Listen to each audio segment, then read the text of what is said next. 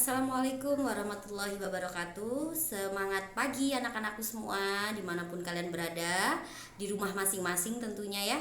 Semoga selalu dalam keadaan sehat walafiat. Kali ini Bu Ani akan memberikan video pembelajaran materi pelajaran farmakologi. Sebenarnya materi ini diberikan sebenarnya sebelum UTS, tapi karena kemarin keterbatasan waktu yang ada belum sempat Bu Ani berikan, makanya hari ini Bu Ani akan mencoba membuat video. Semoga video ini bermanfaat dan bisa memberikan penjelasan untuk anak-anak sekalian. Sebelum kita masuk ke materi inti, Bu Ani akan mereview sedikit tentang materi sebelumnya, yakni tentang penyakit simptomatis ya. Bagi anak-anak yang di kelas 10 farmasi tentunya sudah sangat ingat ya penyakit dan terapi simptomatis. Kemarin kita membahas tentang gangguan pencernaan ya. Itu adalah merupakan salah satu dari penyakit simptomatis, di mana penyakit simptomatis itu terapinya yaitu mengurangi gejalanya atau meniadakan gejalanya tanpa mengetahui penyebabnya ya, seperti diare, mual muntah, kemudian konstipasi. Nah, yang kita obati adalah gejala-gejalanya, bukan sumber masalah atau sumber penyebab sakitnya. Begitu juga dengan penyakit flu ya, atau biasa kita sebut dengan pilek, atau dalam bahasa medis disebut juga dengan common cold dan salesma. Itu juga kita menggunakan terapi simptomatis, yaitu kita mengobati gejala-gejala yang ada tanpa mengetahui sumbernya, sumber penyebab dari flu tersebut ya. Kemudian sekarang kita akan membahas tentang materi penyakit yang bersifat kausal ya. Penyakit kausal itu dapat diartikan sebagai penyakit yang dapat diketahui sumber sakitnya. Ini berbeda atau kebalikannya dari penyakit simptomatis. Kalau penyakit simptomatis kita tidak mengetahui penyebabnya, yang kita obati adalah gejalanya untuk mengurangi gejala-gejalanya. Tapi kalau penyakit kausal kita mengobati dari sumber sakitnya ya.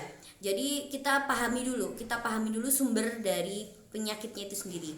Jadi sumbernya itu ada dua, yakni penyebab sakitnya ada dua, yakni penyebab biotis atau organisme hidup dan penyebab abiotis atau organisme yang tak hidup ya. Kalau organisme hidup ya contohnya misalnya virus, bakteri, jamur, protozoa, kuman. Nah, itu kan merupakan biotis ya, jadi dia adalah organisme hidup. Tapi kalau abiotis itu biasanya disebabkan oleh lingkungan, pencemaran udara, polusi, pencemaran air dan lain sebagainya. Itu merupakan penyebab abiotis. Kali ini kita akan membahas yang pertama, yaitu penyebab dari biotis, dari mikroorganisme atau organisme hidup. Yang pertama adalah virus ya. Ini anak-anak harus pahami dulu ya. Jadi perbedaan antara virus, bakteri, kuman, jamur, protozoa, nah itu berbeda. Jadi jangan semua ini penyebabnya virus, ini penyebabnya bakteri, sama aja. Enggak sama. Jadi kalau sekarang yang lagi yang lagi santer perbincangkan adalah penyebab dari penyakit corona, yaitu COVID-19 ya nama virusnya. Jadi kalau corona atau COVID-19 ini merupakan penyakit yang disebabkan oleh virus ya. Jadi bukan dari bakteri, bukan dari jamur, bukan dari kuman dan lain sebagainya, tapi dari virus. Semua flu ya, karena corona COVID-19 ini tergolong dalam penyakit flu juga, itu dia disebabkan oleh virus. Jadi bukan bakteri, bukan kuman. Beda dengan diare. Kalau diare itu disebabkan oleh bakteri ya. Bakteri yang ada dalam makanan yang kita konsumsi yang tidak sehat, atau meningkatnya jumlah bakteri E. coli di dalam lambung atau usus kita, itu mengakibatkan adanya diare. Nanti kita akan pelajari berbagai macam penyakit yang disebabkan oleh mikroorganisme hidup ya. Nanti di sesi berikutnya akan kita bahas. Kemudian saya langsung contohkan aja ya. Kalau yang dari bakteri ini yang akan kita bahas lebih detail, yaitu di bakteri. Salah satunya yang sering kita jumpai adalah TBC atau tuberkulosis. Itu merupakan salah satu penyakit yang disebabkan oleh bakteri, mikro Mycobacterium tuberculosis. Itu adalah nama bakteri yang menyebabkan penyakit TBC. Nah, bagaimana terapinya? Terus kemudian apa yang harus diperhatikan dalam memberikan terapi kausal? Nah, ini sangat banyak dan detail sekali ya. Yang perlu diperhatikan paling penting kalau pengobatan bakteri yaitu dengan menggunakan antibiotik ya. Jadi untuk bakteri pengobatannya atau terapinya menggunakan antibiotik, di mana antibiotik ini penggunaannya harus habis ya.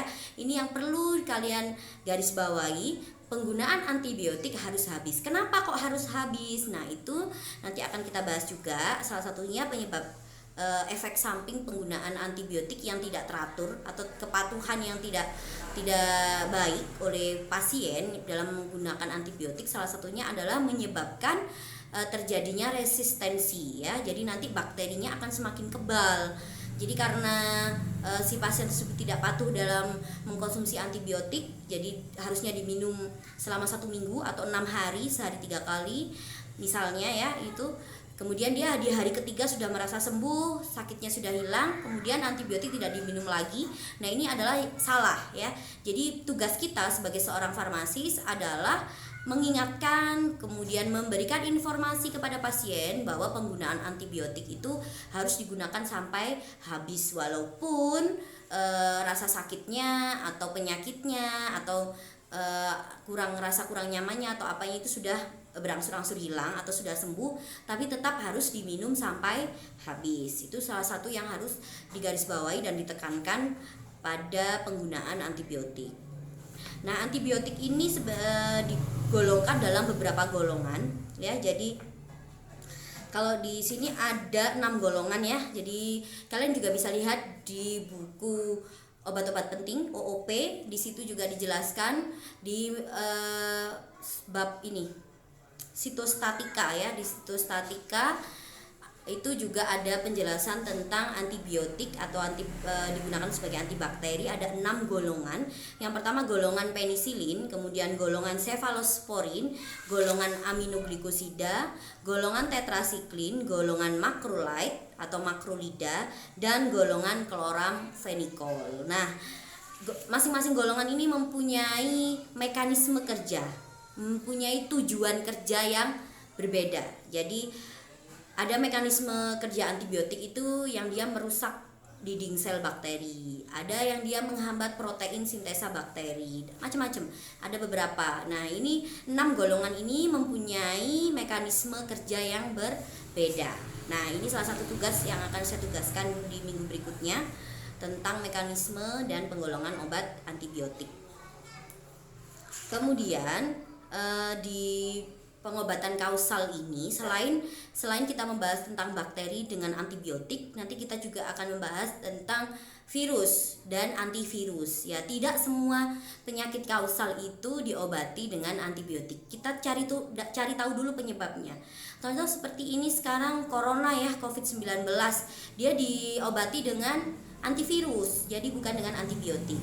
Kecuali ada penyakit penyerta yang lain, misalnya dia juga terbukti terinfeksi tipes ya, Salmonella typhosa, bakteri Salmonella typhosa yang menyebabkan penyakit tifus, maka dia juga harus diobati dengan antibiotik golongan kloramfenikol, di mana golongan kloramfenikol itu sangat efektif untuk menghambat laju pertumbuhan serta membunuh mikroorganisme dari bakteri Salmonella typhosa. Jadi penentuan seseorang itu perlu menggunakan antibiotik atau tidak itu tidak boleh sembarangan. Jadi misalnya orang datang ke apotek ya, tempat kita bekerja, kemudian dengan keluhan misalnya mual muntah, demam di malam hari, kemudian mengalami pengurangan nafsu makan dan lain sebagainya, itu mengarah ke gejala tipes misalnya ya, dengan mungkin dibuktikan dengan fisiknya dia lidahnya warna putih, kemudian bibirnya kering dan lain sebagainya. Nah, kita tidak boleh langsung memvonis atau kita tidak boleh langsung mendiagnosa bahwa dia ini sakit tipes, nggak boleh. Kemudian kita kasih kloramfenikol, golongan kloramfenikol seperti tiamfenikol dan lain sebagainya, itu kita nggak boleh. Harusnya seperti apa? Harusnya dilakukan pemeriksaan lebih detail, yaitu dengan pemeriksaan darah ya, untuk mengetahui apakah memang benar ada terjadi infeksi yang disebabkan oleh bakteri Salmonella typhosa. Jadi harus bagaimana ya, kita arahkan untuk periksa dulu. Biasanya di dokter akan anamnase atau minta keterangan demamnya sudah berapa hari, gejalanya muncul di hari pertama, hari kedua, hari ketiga bagaimana. Nah dari situ nanti kalau memang diperlukan pemeriksaan lebih lanjut akan dilakukan pemeriksaan laboratorium. Dari pemeriksaan laboratorium itulah dokter bisa menentukan si pasien ini didiagnosa tipes atau bukan. Nah kita sebagai farmasi tugasnya apa? Tugasnya kita adalah menyediakan obat-obatan yang diperlukan si pasien tersebut berdasarkan resep dari dokter. Seperti itu ya, singkatnya seperti itu. Kita kembali lagi ke penyakit kausal ya. Penyakit kausal sendiri, jadi ini penting sekali kalian harus tahu dari penyebabnya dulu ya. Seperti tadi yang sudah Bu Ani sebutkan, ada dia penyebab biotis dan abiotis.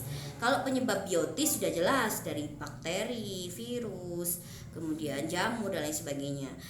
Tentukan dulu, kita harus jeli, harus detail menentukan bahwa si penyakit ini disebabkan oleh apa, dari virus kah atau dari bakteri kah. Caranya bagaimana? Dengan kita menganamnase itu kita mencari informasi dari pasien tersebut. Misalnya pasien datang dengan keluhan diare ya, kita tanya dulu diarenya sudah berapa hari, kemudian bagaimana konsistensi dari fesesnya, apakah dia berlendir atau ada ampasnya atau berupa air saja, sebelumnya mengkonsumsi makanan apa. Nah itu perlu kita gali dulu untuk kita bisa mengetahui si pasien tersebut ini diare karena infeksi bakteri atau karena keracunan makanan. Nah itu penting ya. Mual muntah juga sama seperti itu. Jadi di penyakit kausal ini kita harus teliti mengetahui penyebabnya. Oke, itu penjelasan singkat tentang materi penyakit kausal. Nanti untuk pertemuan selanjutnya saya akan memberikan penugasan tentang penggolongan obat antibiotik serta mekanisme kerja antibiotik. Seperti itu. Itu saja kali ini video pembelajaran yang dapat saya sampaikan pada hari ini. Semoga bermanfaat. Jangan lupa di subscribe, di like, dan di share juga ya channel YouTube-nya Bu Ani, karena ini merupakan channel saya yang baru. Saya belum pernah bikin channel YouTube sebelumnya karena sekarang tuntutan kami harus pembelajaran online selama pandemi COVID-19 ini menuntut kami harus lebih kreatif lagi memanfaatkan dunia online ya. Jadi sangat seru sekali belajar, jadi membuat kita lebih belajar lagi bagaimana pembelajaran online yang menarik dan juga dapat memberikan informasi yang bersifat edukasi terhadap anak-anak sekalian. Itu saja, mohon maaf atas segala kekurangan dan mohon maaf juga kalau terdengar suara kendaraan lalu lalang yang lewat ya, karena ini posisi saya sedang di rumah. Kemudian jaga kesehatan, jangan keluar rumah, selalu usahakan untuk pola hidup sehat dan bersih ya. Itu saja, mohon maaf, sampai ketemu di video pembelajaran berikutnya. Wassalamualaikum warahmatullahi wabarakatuh.